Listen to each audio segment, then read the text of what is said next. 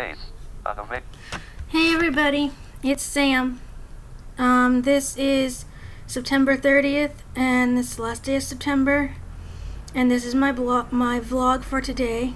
I wanted to say that I can't believe it's the last day of September. It's definitely getting colder out. And I think that this month has actually brought good things, like Megan, definitely. Unfortunately, we only had the one session so far, but it was a very good session. It has been amazing that she's been able to get along with my mom so well, who can be really not very flexible or understanding about therapy, and it seemed like Megan really put her at ease around like what the therapy is going to be and the payment, and they really working together. So I think she has a lot of respect for Megan, which is great. And unfortunately, like I said, Friday we just could not go. But anyway, I wanted to say today has been pretty okay. Yeah, it's been pretty okay. I did have a vision this morning that was kind of scary. But I'll be talking with my friend about it when she gets the chance. I still feel really bad about like depending on them for this stuff and like asking every question under the sun anytime I feel something different. But this is, so brand new to me on top of everything else that it all feels so foreign. Like even the, what I'm dealing with, like the sensory stuff, the body tension and stuff. I mean, maybe I had that for like all my life, let's say, or at least the past like years, and I just didn't know, so I was like carrying that around. And I'm trying to feel that, even though that's like a normal experience. Like I obviously was pretty cut off from it if this was happening, And with the dissociating, that's cutting off from something. So that's kind of been cut off. And so just trying to get in touch with those feelings and processes and stuff is very hard. Then you add another layer of sensing, processing, that is often not discussed, very controversial, and yeah, just very controversial. And that someone could link this state, these things that I'm getting in touch with to a mental health problem and not a psychic, opening, spiritual opening type thing, or awakening. I don't know. So that's hard because on all levels I'm being just bombarded with all of this stuff, and I can't keep it all back and away from me. And it just seems like if it's not one thing, it's another. And I love my friends that are helping me, and I couldn't be trying to be open to this stuff without them at all. I would just shut everything down, or probably just keep blocking out and being like, I don't care if it's spirits, I don't care what it is, I just want to not be feeling anything. I don't want to feel my body. I don't want to be talking about possibly psychic experiences. I don't want to be talking about anything. I will just let them take over. That's like the space I was in before I really started opening up to Betty and Lisa, and especially Betty on like, this is a message, a lesson from basically you at the highest point of saying like, this is what you need right now, is to make these big changes in your life so you can be the best person you need to be, and unfortunately that means facing and processing a lot of things that I didn't even know were there, and not even just the that other psychic level. I mean, there's so much physical that I don't even know was there, and I didn't think my life was that major. I mean, yes, I felt like living in a mental health facility worked for me for many of the years that it did. I felt very stable and very safe and very well looked after at this type of place. I wasn't in a hurry to leave, even though I did want to eventually leave. But I thought my mind was pretty good. My meds were keeping things stable. I had done a lot of good therapy on things. I didn't think there was really any other need to do trauma work because I'd kind of already worked out like the emotional impact of stuff going on with my family. So I thought things were really good, and I had a really good sense of myself and my life going forward. I believed in everything I wanted to do. I felt really strong in myself and confident, and then this just hit. So it's really I don't even know the right word, contradiction, I guess, that like, here I am, and I know myself, and I can picture and feel the sense of that person that is just fine.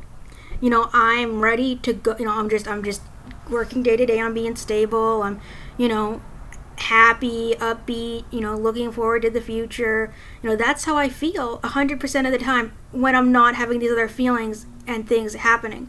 And then, like, the second me is like the one that's like trying to hold on to some sense of normalcy and comfort within myself when all these things are like flooding me. And so that's kind of like, I feel like two different people. And in the broadest sense of, there's myself that I feel like I need to hold on to, and in order to move forward in the way I believe I want to move forward and need to move forward and deserve to move forward based on everything that I've done, right in my life. And I have fought for myself. I have, I've done the things that I talk about with my friends when they're like, you're you need to fight for you and your sense of. I'm like, well, I have been fighting for my sense of self, and don't be a victim. And it's like, that's the other thing. I got so mad. It's like, I don't think I'm a victim. Like, I have gone through a lot of stuff. Yes, a lot of stuff in my family, a lot of stuff in life, a lot of stuff as a blind person, a lot of different stuff. But I don't think I'm a victim. I don't go around like retelling these different stories and saying, oh, because this happened, I can't do anything in my life. And quite the opposite, that especially, after the past at least couple years, certainly the past year, I was totally like, this is what I want to do and I'm going to do it, So I'm not sitting there with this victim mentality like, oh yeah, nothing's good is going to ever happen to me. It was the exact opposite. So I don't know where that comes from. But I don't believe in that. I think that I was doing a great job with myself and with my life under the circumstances that were going on, and that I was doing the best job possible and had a very good outcome based on what's going on. That I'm across the country from my family, that they're doing their own thing, that they don't even have a house right now. I was taking advantage of everything Albany Care had to offer. I was doing, everything good, and I was doing a lot of emotional processing. I was feeling good on things. I knew how to tolerate and work with some feelings, at least, and I thought that I was in a good place with that. And so, even though I have mental health, anxiety and depression, I hadn't had any real issues with depression, at least, for the longest time. And anxiety was still there, but it wasn't, it wasn't major. My trauma stuff seemed to be, down to a minimum.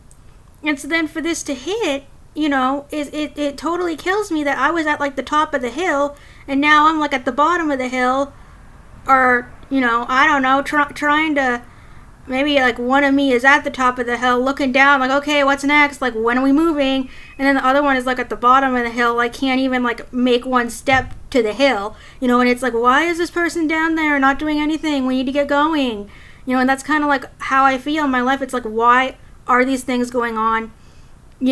They need to stop. I will stop them. That's the mentality I get in. It's like, okay, I'm gonna take control of this. I will not have a panic attack. You know why? Is because I do not want to have a panic attack, and I can control, where that goes.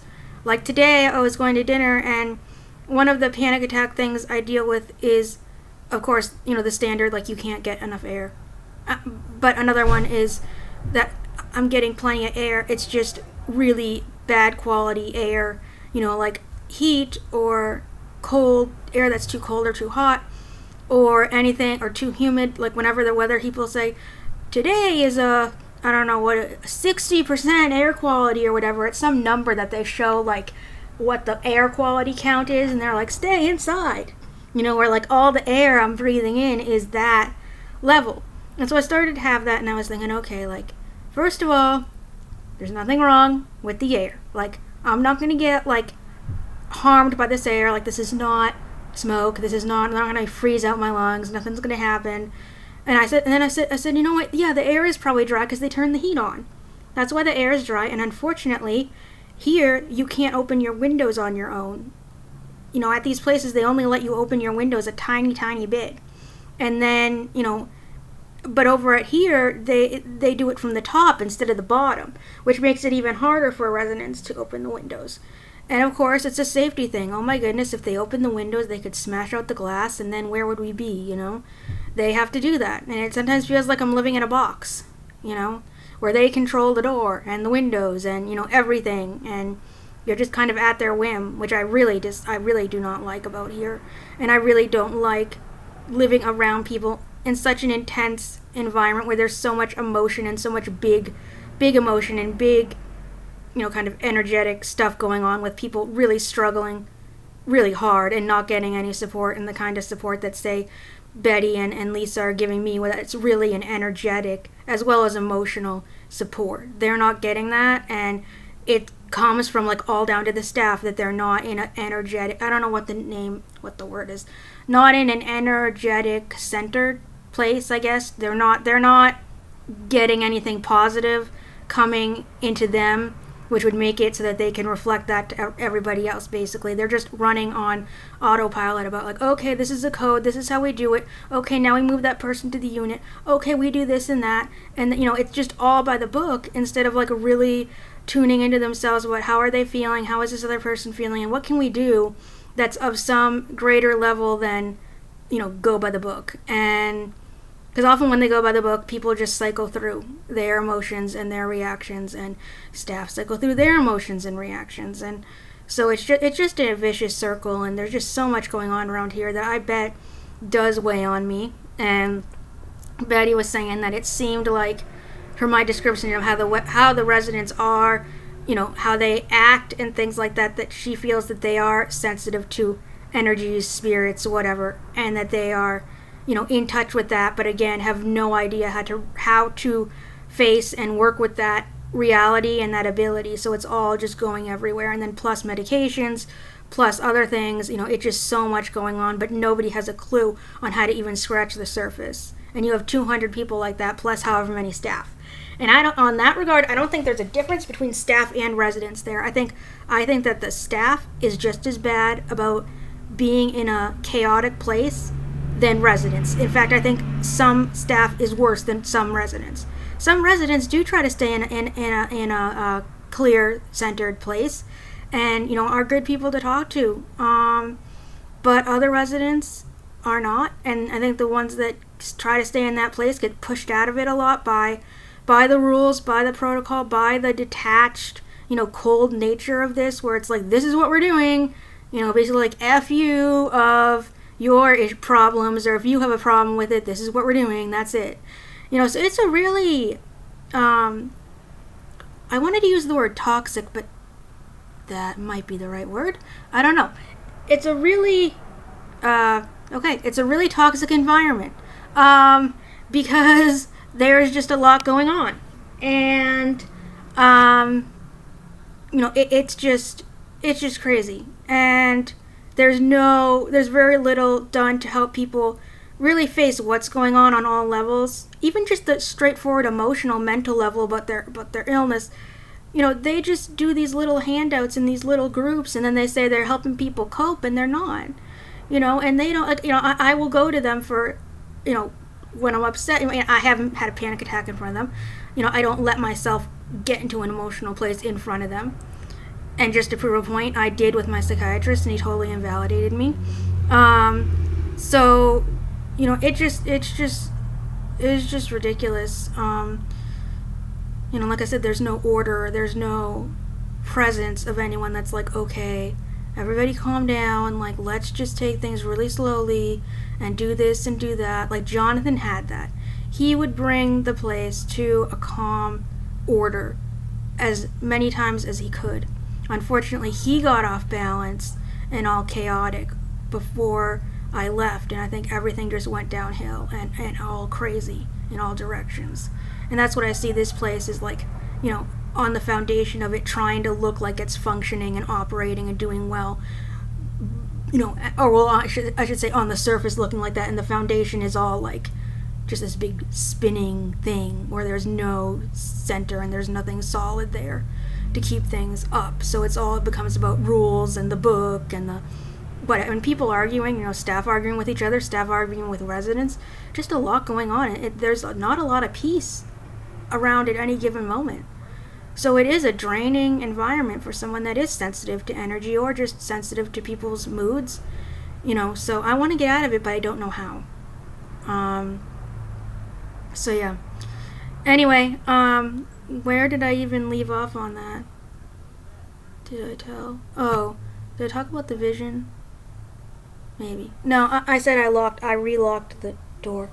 Um, like I said, other than that, I think I'm doing okay. I read this article about somatic experiencing, which is a type of therapy that helps you like release stored like physical stuff from your body of trauma by very slowly guiding the person to experience a little bit of a really scary feeling, like maybe like I don't know, a few seconds, I guess, I don't know. It better not be that long.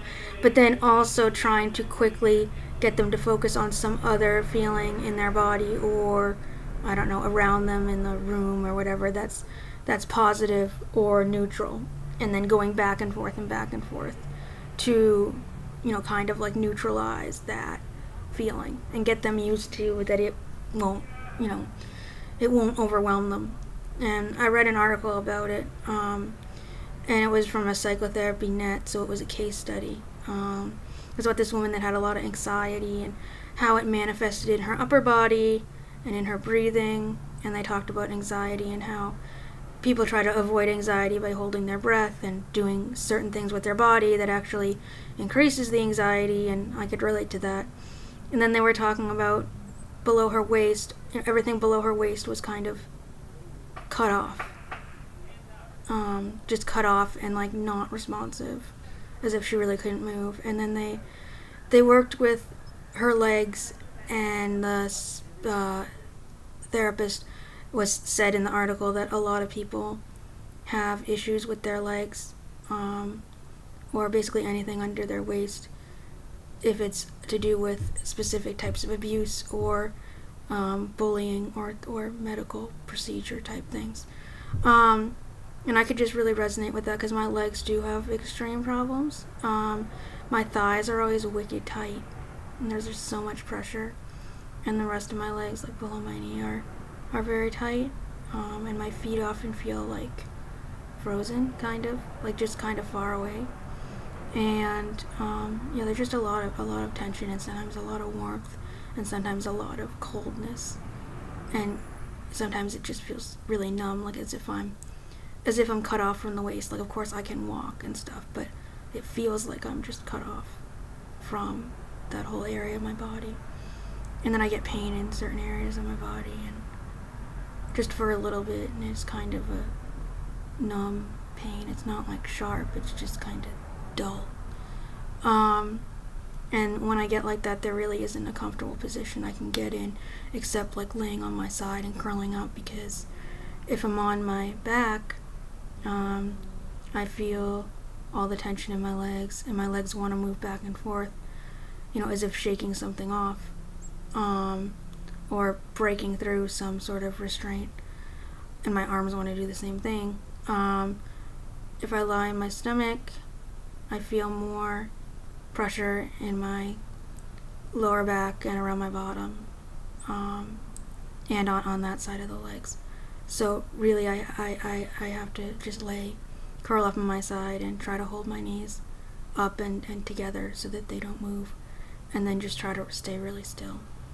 But reading that article did scare me, because I'm like, what if I have had, the type of trauma that would freeze that area of my body and cause so much discomfort, And then sometimes I think, I must be just making this whole thing up, like this whole brain thing, this whole like issues that I'm having thing, and maybe I'm just doing it to get attention, and whatever, and then I watch like, for some reason YouTube puts all these videos in my feed about like cancer and kids going through horrible illnesses and rare genetic illnesses and dying really early, and I'm just like, I don't have an illness, like I don't have a physical or neurological illness, so like why am I complaining about this different stuff when like other people are dying, and they seem to be peaceful about it in a way, and I'm just like completely, being a jerk about everything.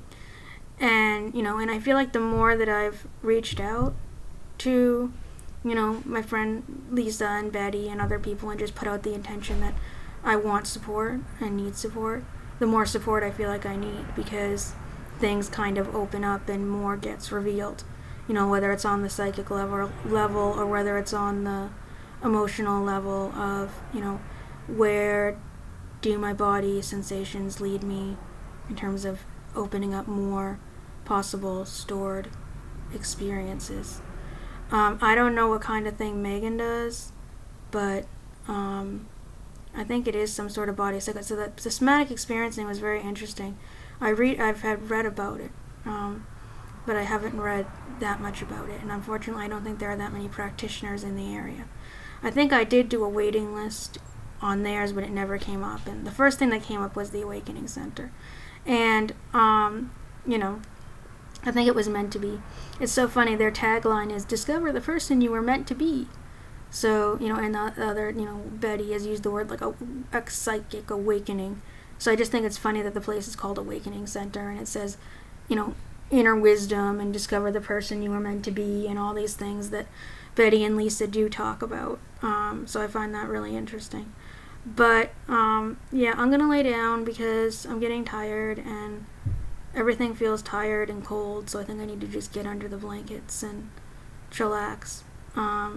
Even though it's early. But anyways, I will talk to you later. Bye. My movie. Webcam, stop.